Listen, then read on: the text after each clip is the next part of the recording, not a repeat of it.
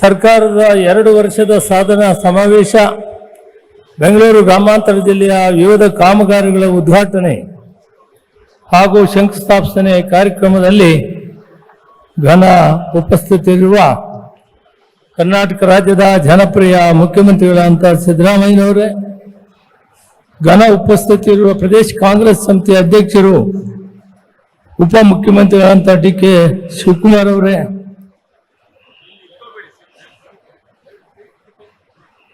ಸನ್ಮಾನ್ಯ ಮಹದೇವಪ್ಪನವರೇ, ಜಮೀರ್ ಸಾಹೇಬ್ರೆ, ಬೋಸರಾಜ್ ಅವರೇ ಮತ್ತು ನಮ್ಮ ವಿಧಾನ ಪರಿಷತ್ತಿನ ಸದಸ್ಯ ರಾಮೋಜಿ ಗೌಡ್ರೆ, ಶಾಸಕರು ಏನಕ್ಕೆ ಅಧ್ಯಕ್ಷರು ಆದಂಥ ಶರತ್ ಬಚ್ಚೇಗೌಡ್ರೆ, ಶಾಸಕರಾದಂಥ ಶ್ರೀನಿವಾಸ್ ಅವರೇ, ಹಿರಿಯರಾದಂಥ ಜಿಲ್ಲಾ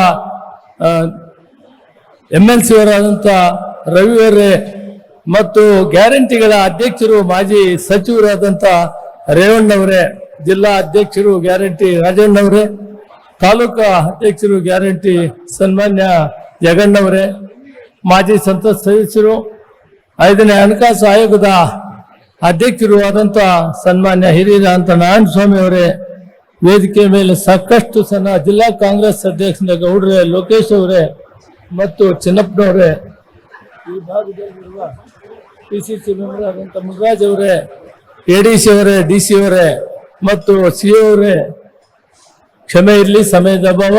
ವೇದಿಕೆಯ ಮೇಲೆ ಎಲ್ಲ ಚುನಾಯಿತ ಪ್ರತಿನಿಧಿಗಳೇ, ಬ್ಲಾಕ್ ಕಾಂಗ್ರೆಸ್ ಅಧ್ಯಕ್ಷರೇ, ಮಾಜಿ ಜಿಲ್ಲಾ ಪಂಚಾಯತ್, ತಾಲೂಕ್ ಪಂಚಾಯತ್ ಸದಸ್ಯರೇ, ಗ್ರಾಮ ಪಂಚಾಯತಿ ಅಧ್ಯಕ್ಷರು, ಸದಸ್ಯರೇ, ಉಪಾಧ್ಯಕ್ಷರೇ ಮತ್ತು ಸಂಘ ಸಂಸ್ಥೆಗಳ ಅಧ್ಯಕ್ಷರೇ, ಉಪಾಧ್ಯಕ್ಷರೇ, ಎಲ್ಲ ಮುಖಂಡರೇ ಮತ್ತು ಮಾಧ್ಯಮ ಮಿತ್ರರೇ, ಈ ಕಾರ್ಯಕ್ರಮವನ್ನು ಯಶಸ್ವಿಯಾಗಿ ಮಾಡಲಿಕ್ಕೆ ಬಂದಿರುವ ಗ್ರಾಮಾಂತರ ಜಿಲ್ಲೆಯ ಎಲ್ಲ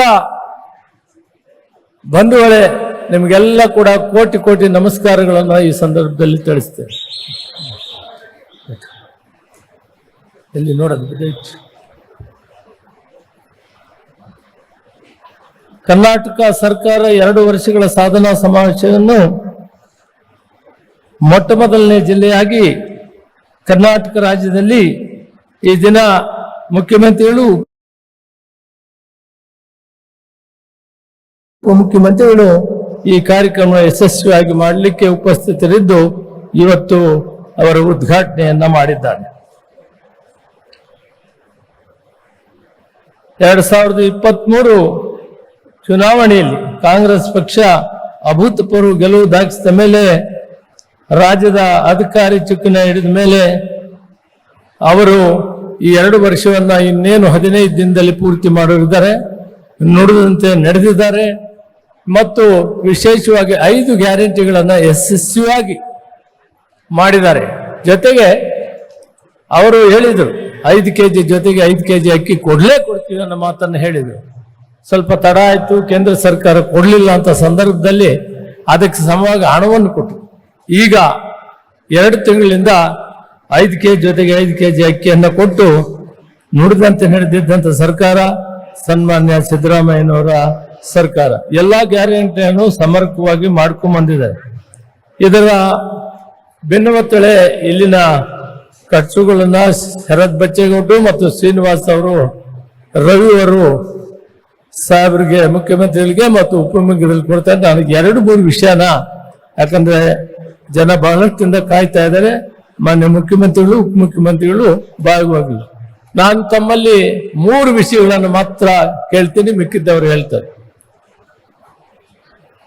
ಚಿಕ್ಕಬಳ್ಳಾಪುರದಲ್ಲಿ ತಾವು ಮೊದಲನೇ ಮುಖ್ಯಮಂತ್ರಿ ಆದಾಗ ಕೀರ್ತಿಶೇಷರಾದಂಥ ಬಾಲಗಂಗಾಧರ ಮಹಾಸ್ವಾಮೀಜಿಯವರ ಆಶೀರ್ವಾದದಲ್ಲಿ ಎತ್ತಿನ ಹೊಳೆ ಕಾರ್ಯಕ್ರಮವನ್ನ ಗ್ರಾಮಾಂತರ ಜಿಲ್ಲೆ ಕೋಲಾರ, ಚಿಕ್ಕಬಳ್ಳಾಪುರಿಗೆ ಅಂತ ಪ್ರಾರಂಭ ಮಾಡಿದ್ರಿ.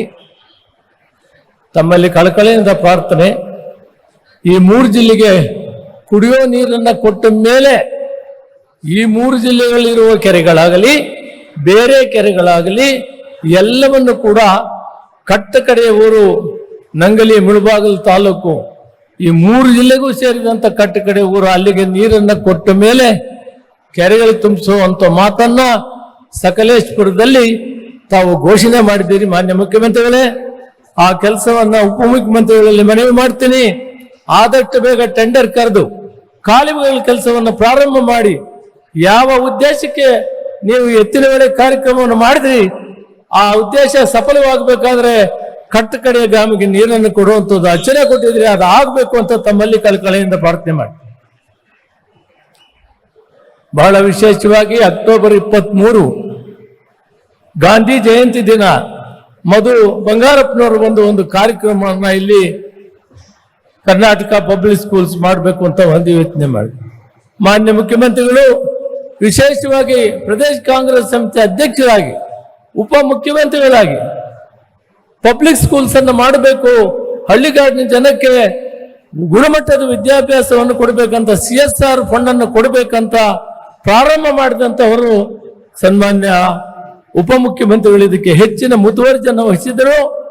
ಅವರ ದಾರಿಯಲ್ಲಿ ಈ ಜಿಲ್ಲೆಯಲ್ಲಿರುವ 101 ಗ್ರಾಮ ಪಂಚಾಯತಿ ಹೆಡ್ ಕ್ವಾರ್ಟರ್ ಪ್ರತಿ ಶಾಲೆಗೂ ಕೂಡ CSR ಫಂಡ್ ಮುಖಾಂತರ 150 ಕೋಟಿ ರೂಪಾಯಿಗಳನ್ನು ಖರ್ಚು ಮಾಡಿ ಕಾನ್ವೆಂಟ್ ಮಟ್ಟಿಗೆ ಶಾಲೆಗಳನ್ನ ಅಭಿವೃದ್ಧಿ ಮಾಡುವಂತ ಒಂದಕ್ಕೆ ಈಗಾಗಲೇ CSR ಫಂಡ್ ಮಂಜೂರಾಗಿದೆ 150 ಕೋಟಿ. ಕೆಲಸವನ್ನ ಇವತ್ತು ತಾವು ಪ್ರಾರಂಭ ಮಾಡ್ತಾ ಇದ್ದೀರಿ. ಇವೆರಡು ಮುಖ್ಯವಾದ. ಕೃಷ್ಣ ಬೈರೇಗೌಡರು ಹೋದಲ್ಲ ಇದನ್ನ ಸರ್ವೆ ಮಾಡಿ ಬೋರ್ಡ್ ಮಾಡಿ ಜನರಿಗೆ ಹಕ್ಕುಪತ್ರವನ್ನು ಕೊಡಬೇಕಂತ ಕರ್ನಾಟಕ ರಾಜ್ಯದಲ್ಲಿ ಮೊಟ್ಟ ಮೊದಲ ಜಿಲ್ಲೆಯಾಗಿ ಅತಿ ಹೆಚ್ಚು ರೈತರಿಗೆ ನಾವು ಬೋರ್ಡ್ ಮಾಡಿ ಅದರ ಸರ್ಟಿಫಿಕೇಟ್ ಅನ್ನ ಇವತ್ತು ತಮ್ಮ ಮುಖಾಂತರ ಕೊಡಿಸ್ತಾ ಇದ್ದೀವಿ. ಬೋಸರಾಜ್ ಅವರು ಒಂದಷ್ಟು ಇವತ್ತು ವೃಷಭಾವತಿ ಯಾವ ರೀತಿ ನೀವು 1,000 ಕೊಟ್ಟು 1,000 ಕೋಟಿ ಕೊಟ್ಟು ಇದನ್ನ ಚಾಲನೆ ಕೊಟ್ಟಿದ್ದಾರೆ ಮಾನ್ಯ ಮುಖ್ಯಮಂತ್ರಿಗಳು ಉಪಮುಖ್ಯಮಂತ್ರಿಗಳು. ನೆಲಮಂಗಲದಲ್ಲಿ ನಮ್ಮದು 3ನೇ ಸ್ಟೇಜ್ ಅಲ್ಲಿದೆ, ದೊಡ್ಡಬಳ್ಳಾಪುರ ಮತ್ತು ದೇವನಹಳ್ಳಿ. ಅದನ್ನ ವಿಶೇಷವಾಗಿ ಪರಿಗಣಿಸಿ 1,000 ಕೋಟಿಯಲ್ಲಿ 250 ಕೋಟಿ ಈಗಾಗಲೇ ರೆಡಿ ಇದೆ. ಇನ್ನು 650 ಕೋಟಿ ರೂಪಾಯಿಯನ್ನು ಕೊಟ್ಟು ಇದನ್ನ ಪ್ರಾರಂಭ ಮಾಡಬೇಕು.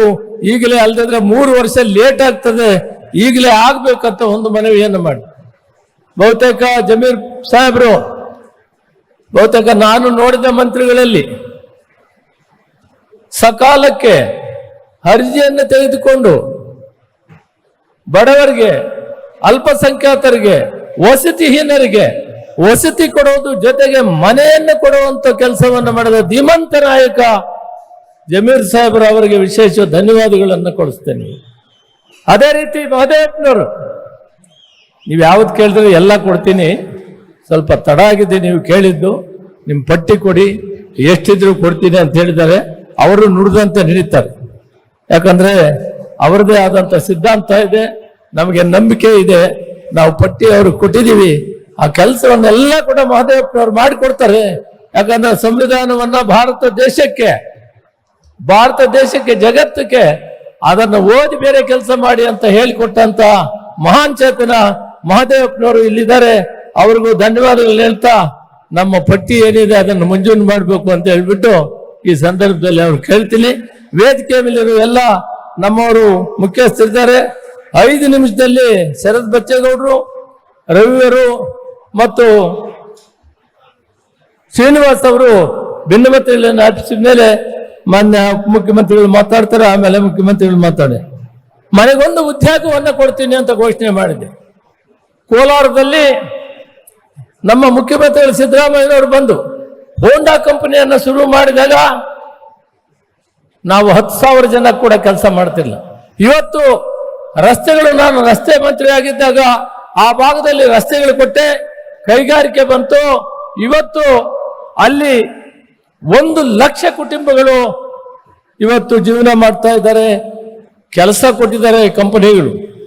ನಸೀರ್ ಅಹಮದ್ ಅವರು ಈ ಎಲ್ಲಾ ಕೆಲಸಗಳು ಕೂಡ ಕೋಲಾರದ ನಮ್ಮ ಜೊತೆಯಲ್ಲಿದ್ದು, ಪ್ರಾರಂಭದಲ್ಲಿ ನಾನು ಪಾರ್ಲಿಮೆಂಟ್ ಸದಸ್ಯನಾಗಬೇಕಾದಾಗ ಬಂಗಾರಪ್ಪನವರು ಮುಖ್ಯಮಂತ್ರಿ ಆಗಿದ್ದಾಗ ಮುನಿಯಪ್ಪನವರು, ನಜೀರ್ ಅಹಮದ್ ಅವರು, ನಾಗರಾಜ್ ಅವರ ಮಾಡಿದಂಥ ಸಹಾಯವನ್ನು ಮರೆಯಂಗಿಲ್ಲ. ಅವರೆಲ್ಲರ ಕೊಟ್ಟಂತ ಶಕ್ತಿಯಿಂದ 1 ಲಕ್ಷ ಕುಟುಂಬಗಳು ಇವತ್ತು ಜೀವನ ಮಾಡ್ತಾ ಇದ್ದಾರೆ. ನನ್ನ ಚಿಂತನೆ ಗ್ರಾಮಾಂತರ ಜಿಲ್ಲೆಯಲ್ಲಿರುವ 2.5 ಲಕ್ಷ ಕುಟುಂಬಗಳಿಗೆ ಒಂದು ಮನೆಗೆ ಒಂದು ಉದ್ಯೋಗ ಕೊಡಬೇಕಂತ ಪ್ರಾರಂಭ ಮಾಡಿದ್ದೇನೆ. ಈಗಾಗಲೇ 5,000 ಯುವಕರಿಗೆ ಯುವತಿಯರಿಗೆ ಕೆಲಸವನ್ನು ಕೊಡಿಸಿದ್ದೇವೆ. ಮುಂದೆ ದಿನಗಳಲ್ಲಿ ಉಳಿದೆಲ್ಲವನ್ನು ಕೊಡಬೇಕಂತಿದ್ದೇವೆ. ತಮ್ಮ ಆಶೀರ್ವಾದವನ್ನು ಕೇಳ್ತೀನಿ. ಮುಖ್ಯ ವಿಷಯಗಳು ನಮ್ಮ ಶಾಸಕರು ಮಾತಾಡ್ತಾರೆ.